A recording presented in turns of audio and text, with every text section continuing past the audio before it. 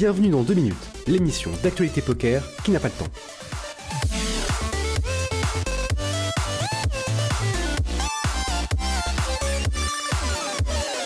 C'est maintenant la fin des WSOP et tout ne s'est pas passé comme prévu. La semaine dernière, des mouvements de foule ont eu lieu dans certains casinos du strip. On revient dessus pour comprendre ce qui s'est vraiment passé. Tout commence lorsqu'une porte vitrée se brise aux alentours du casino MGM dans la zone des voituriers, provoquant un énorme fracas, un bruit si intense qu'il effraie les clients autour, faisant croire à des coups de feu. Une rumeur commence à circuler dans les casinos du strip, qu'un tireur actif sévit. Certaines personnes se mettent à courir, d'autres se cachent sous les tables de poker. Vanessa Kate fait plusieurs vidéos expliquant qu'elle était en train de discuter à table de cette fameuse rumeur avec d'autres joueurs, quand un grand bruit a retenti et tout le monde s'est levé d'un bond. Ils ont tous fui vers la sortie, mais Vanessa se retrouve au sol, peut-être percutée par d'autres personnes. Elle est finalement relevée, mais blessée au genou. Ou encore Pierre Calamusa, qui livre son témoignage chez Poker News.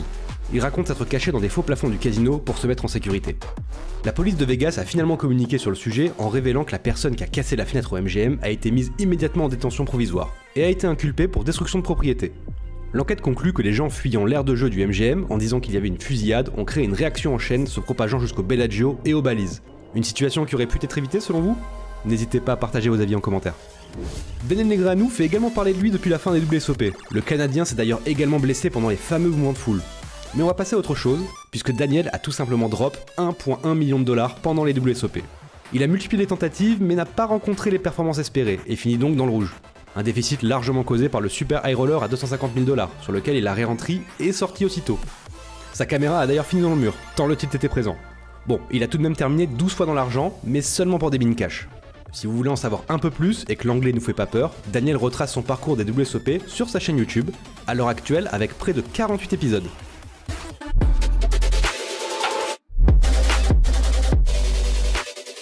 Chez Party Poker, c'est le Grand Prix KO. Du 31 juillet jusqu'au 9 août, un main event à 100 000 € garanti pour un buy-in de 50 €. Alors, c'est quoi exactement le Grand Prix KO? Eh bien, il s'agit tout simplement d'un événement sur 2 jours, comprenant plusieurs jours 1 à des heures différentes. Pour plus d'infos, rendez-vous sur le site de Party Poker.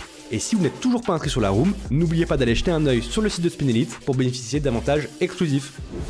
Voilà, c'est tout pour aujourd'hui. Comme à chaque fois, n'hésitez pas à donner votre avis en commentaire, mettre un pouce bleu ou tout simplement partager la vidéo. On se donne rendez-vous dimanche prochain. C'était Value Equal True. À bientôt.